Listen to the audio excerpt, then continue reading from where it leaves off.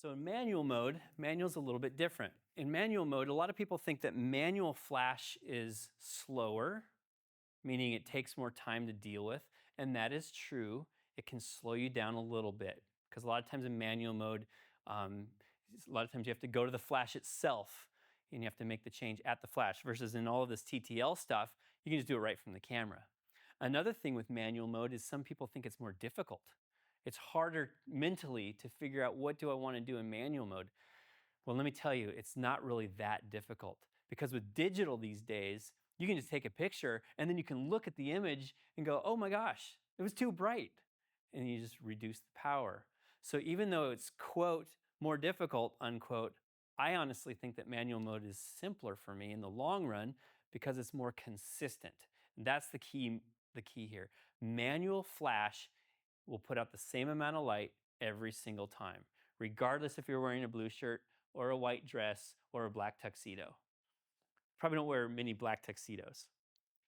So let's mix this up now. I'm going to go to manual mode.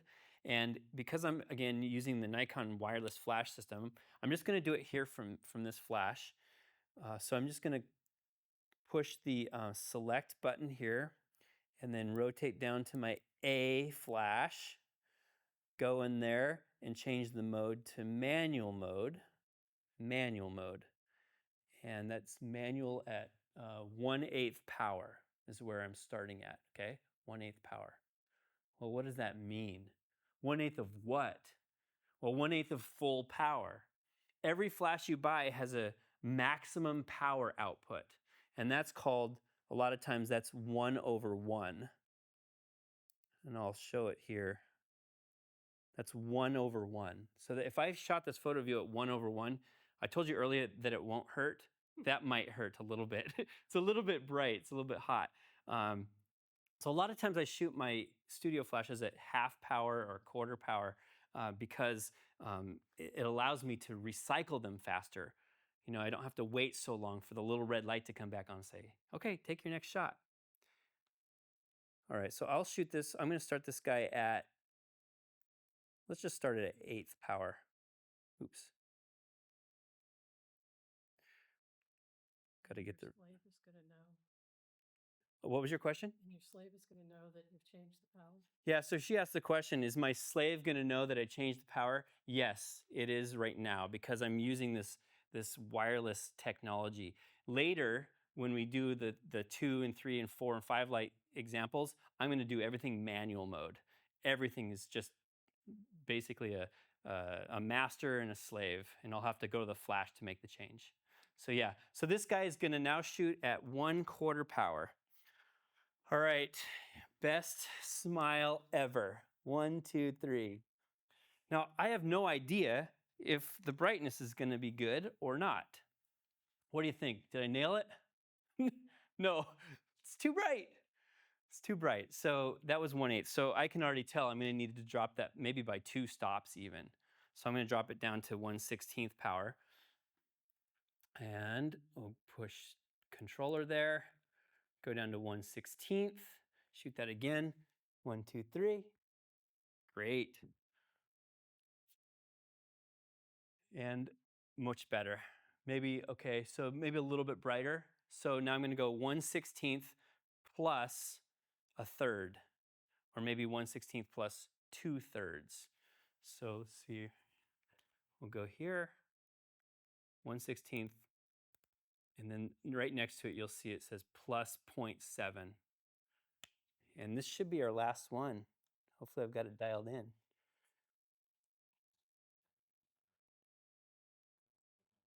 Loading and okay, pretty good. Yep, I'm feeling okay about that one. So now the point I want to make is we're going to take another picture with you in your black shirt. So you guys go ahead and swap positions. And I think you guys already know what's going to happen here, but I just want to show that the 2 exposures are going to be consistent from picture to picture. Okay, so be quick and dirty. 1, 2, 3. Super. Yeah, so I'll bring these 2 up side by side.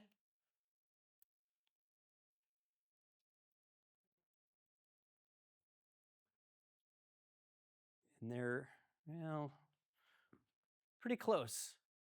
If we look at those two, especially the backgrounds, you'll see that the output of the flash is consistent from shot to shot. So now we can bring in anybody into the studio, regardless of the clothing that they're wearing, regardless of the color of their skin, dog, cat, turtle, flowers, whatever, and you're going to get consistent brightness from shot to shot. So my admonition to you is to shoot in manual mode for consistency's sake and for learning. You're going to really learn and understand your flash photography much better if you shoot in manual mode. Okay, thank you.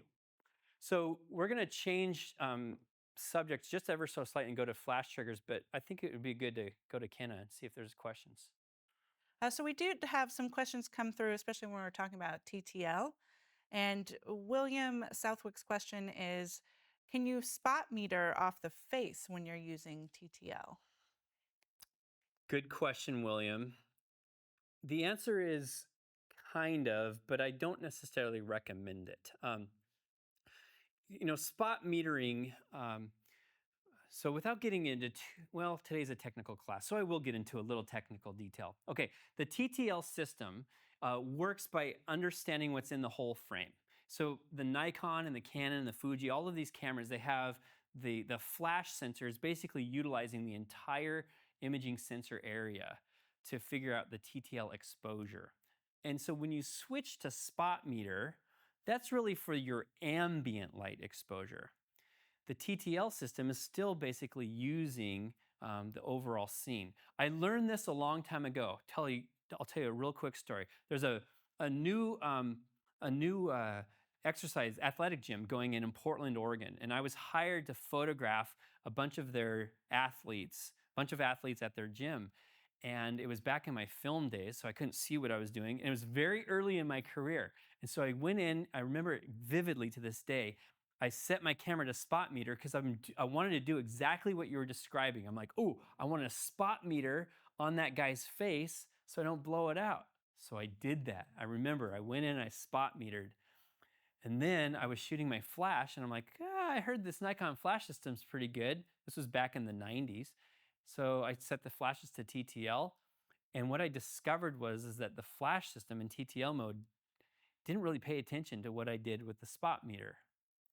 Now, the Nikon people may be watching this and go, oh, Mike, you may be wrong. But in my experience, you shouldn't spot meter when doing flash.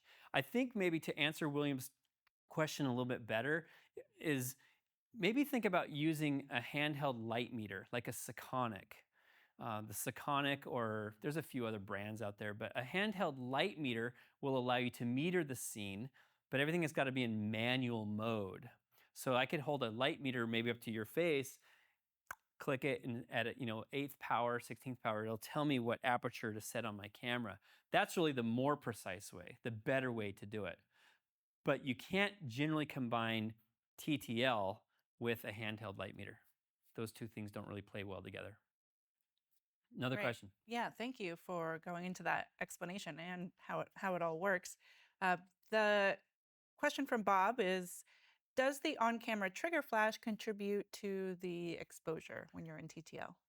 In TTL mode, the answer is it depends. And I think you're going to find that with most of my answers today. It depends, right? So the TTL, the Nikon TTL system and the Canon TTL system both have the ability to control what the master flash does, okay? So this is the master flash here.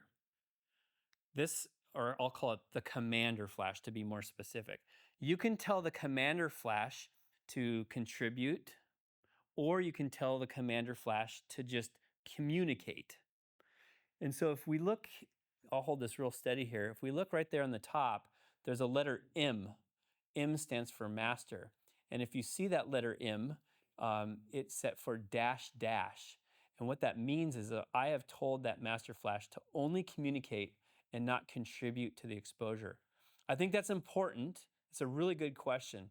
It's important in studio photography because you've put all of your eggs in the lighting modifier basket. In other words, you spend all this money on a nice ProPhoto softbox. The last thing you want to do is have the light come from your camera shining right onto your subject.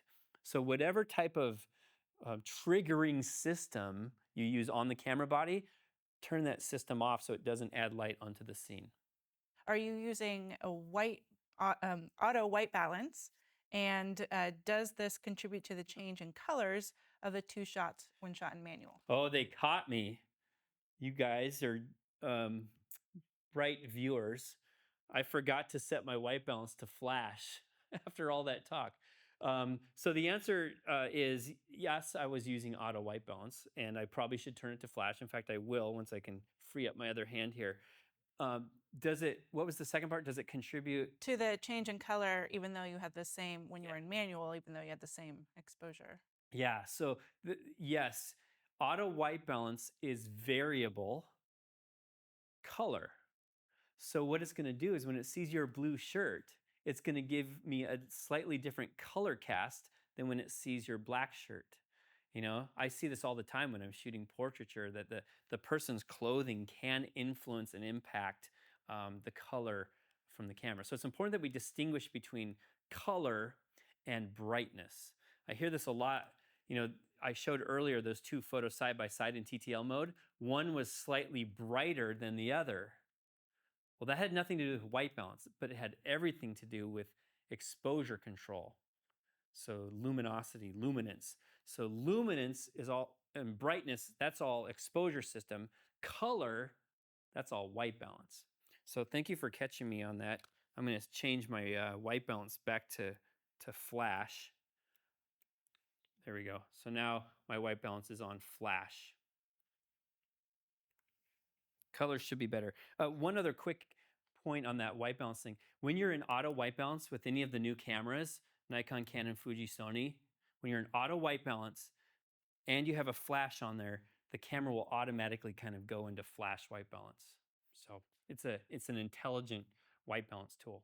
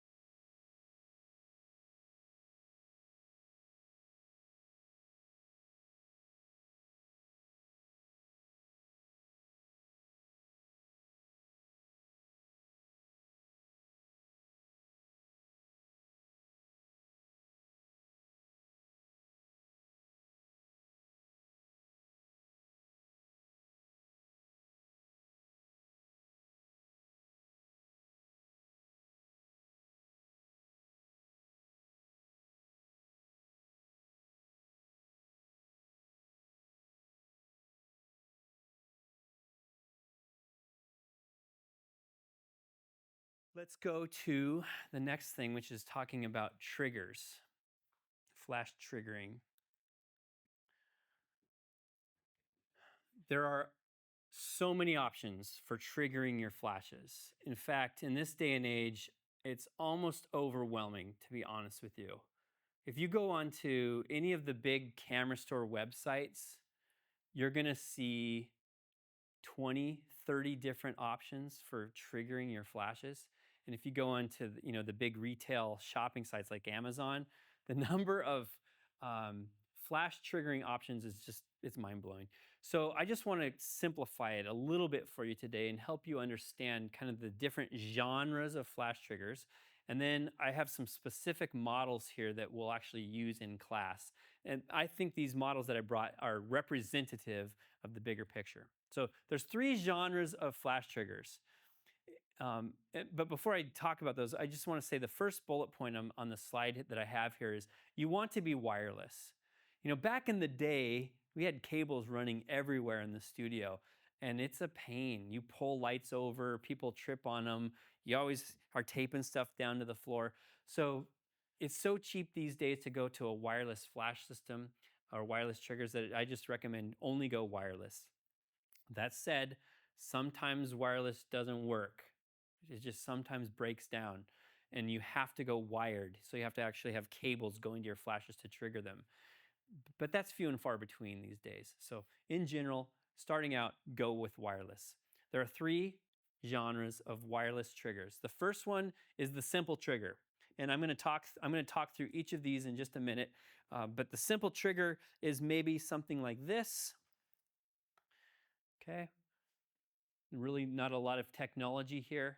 Or something like this, very low technology. I'm going to go through the nitty-gritty details in just a second. The next is to go with maybe the optical proprietary. It's like, what? Stop using those words, Mike. What I mean by that are the optical trigger from Nikon and Canon. And what I just showed with that whole TTL setup here, that was the Nikon wireless flash system or the creative lighting system. Both Nikon and Canon have those, and they're kind of integrated into those their systems. Now, Nikon and Canon have gone to radio control for their flashes, which is pretty cool and very sophisticated, and it works well. And that brings me to the last bullet point, radio triggers. So radio triggers don't require an optical path. A radio trigger, I can cover up the whole flash in duct tape and it'll still receive the signal.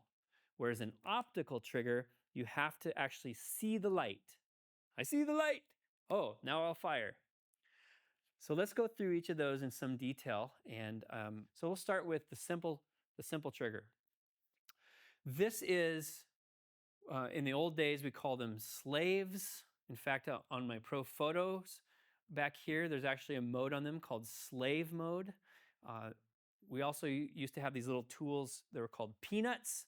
And a peanut were these little, they almost look like a peanut. And you put this little cable into what's called the PC port on your camera. And when this little peanut sees a pulse of light, any pulse of light, it'll fire the flash.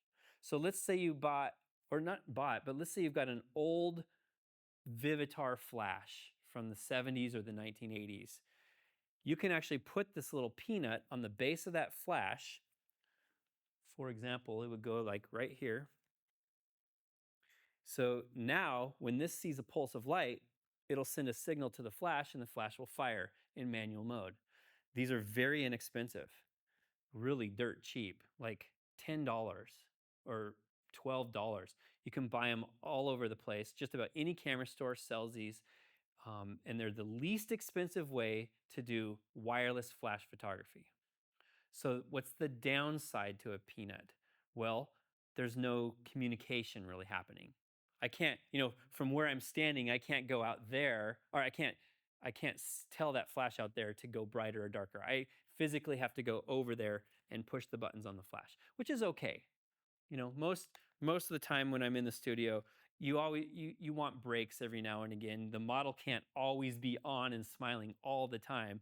So just by virtue of me walking over to the flashes kind of lowers the pressure on set sometimes. So this is inexpensive. Also, most flashes that you buy, I'll go with my Amazon Basics flash, okay?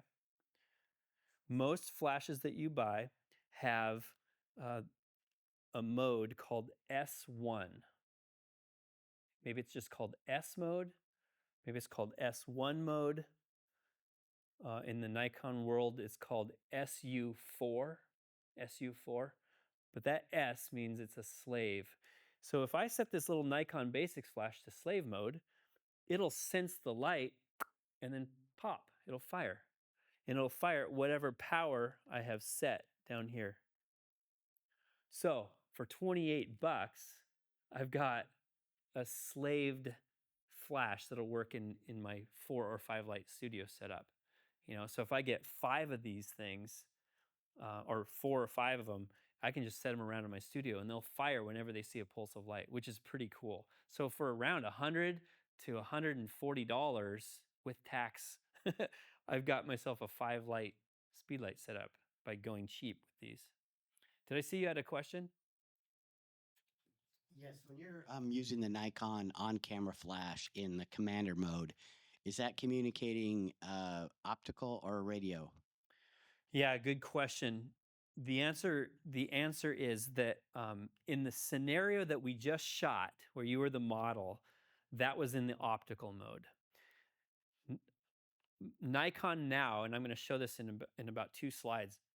Nikon now has a radio trigger system, and it requires a little radio transmitter that screws into the front of the camera.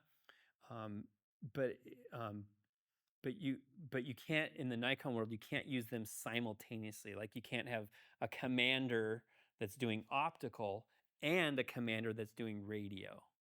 So far, those two things don't play well together. Answer your question? Okay, cool.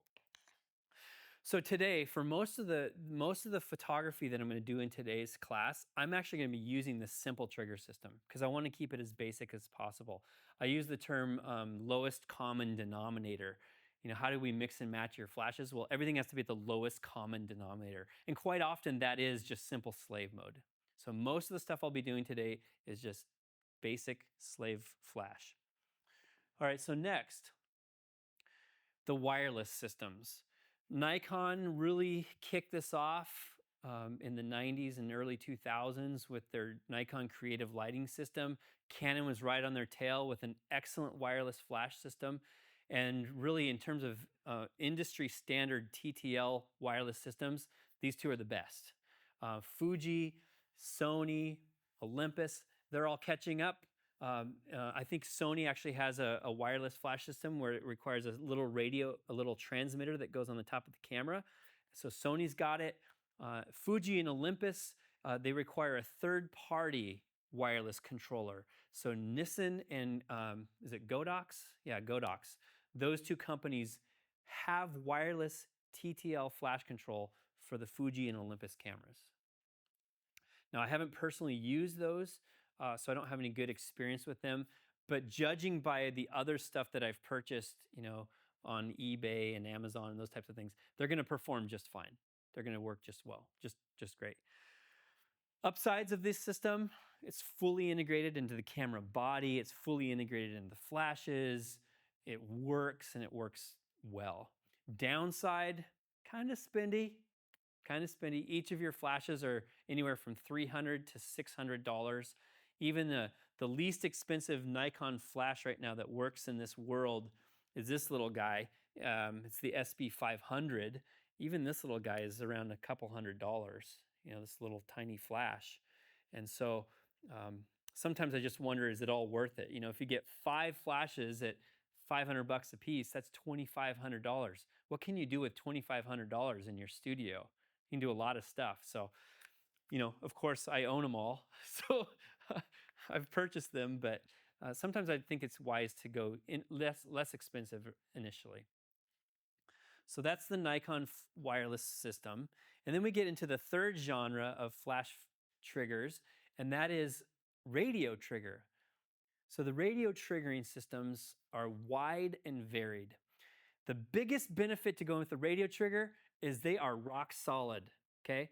They communicate very well. You don't have to have line of sight. You can put a flash behind a chair. You can put a flash around the corner, up high in the ceiling, whatever, and the radio signal is going to penetrate. So let me show you a couple of radio trigger options. Okay, so actually 3. I have 3 options. So the first one that everybody probably has heard about are the pocket wizards. Okay, I won't be using pocket wizards today on set. Pocket wizards are excellent. They really set the industry standard. I think they're the best. They're probably the best out there. And they have a wide variety of radio control technologies. In fact, Pocket Wizard now, well, probably for the last 5 years, has had Nikon and Canon TTL control with radio control. So you can do TTL control with a lot of these setups. Not the Plus 3. The Plus 3 doesn't do the TTL control. But what this does is basically you put one of these on your camera. That's what we'll call the commander or the sender. And then you put one of these on each of your flashes as the receiver, and those flashes will then fire. So that's the Pocket Wizard setup. the second one that I want to show are these. These are not pocket wizards. These are Yongnuos. Yongnuos. You'll find these all over eBay and Amazon, these types of things. They work great. They're radio controlled. They work on AAA batteries, so the batteries are pretty inexpensive. They're reliable, and they're just no frills. Basically, you turn them on, you set your channel in your group, and you can then basically tell your remote flashes to turn on or off. To make my remote flash go brighter, I actually have to walk over to it, but at least I can tell it to go on and off from this. And they're just rock solid. They just work. They work well. I've used them in all sorts of situations. So today I will also be using these. I brought 6 of them. One goes on your camera, and I'll show you how that works here. Take off this guy. All right, so just goes right here into the hot shoe, like that. Turn it on, and you can see there it's got different channels and groups, different information. You can select that, and then you just have to make the sender and the remotes are all on the same communication channel. Okay, and then this one or one of these will then go onto the flash, just like that. So let's say you have a Nikon flash, an Amazon flash, a Yongnuo flash, a Nissan, whatever. You just have to set up that flash to be in what's called manual mode, okay? So you don't want the flash to be in like the Nikon wireless system. You don't want the flash to be in its own slave mode. You want the flash to be in manual mode, because what's the slave? The slave is this guy, the little receiver. That's what's receiving the information. So I'll show this. I turn this guy to on, and then I push the mode button, and now this guy is in manual mode. Oops, M. There we go. I push OK, and then I can rotate this and change the power to 16th, 8th, quarter, like that. Now when I take a picture here, this radio signal sends it out to that receives it, and voila, we're in business. So every flash on my set will need to be receiving that radio signal in the same brand. So like I can't use a Yongnuo and a Pocket Wizard together. Really, it's all got to be in the same family of triggers. Make sense? Okay. There's another trigger I want to show you. This one's Pro Photo. Okay, so you see behind me, I've got some Pro Photo lights. Pro Photo makes fantastic studio lights. I've been using Pro Photos for years, and they never let me down. They're excellent. They're top-notch, high quality. They produce a lot of power, but they're not as portable maybe as my little flashes. So I typically use Pro Photos anywhere I've got electrical power. Pro Photo now has a bunch of battery-powered flashes that you can take with you on location, but mine are the older D1 units. That said, they have a wireless control. It's called the Pro Photo Air Control or Air Remote, and as you can see here, I've got different groups, A, B, C, D, E, and F, and I've got different channels, 1 through 10 or 1 through 8, yep. And from this, I can tell those big old flashes to go brighter or darker. Again, a lot of times you have to say, hey, I'm going to use all Pro Photo, so everything has to be in that system, in that family.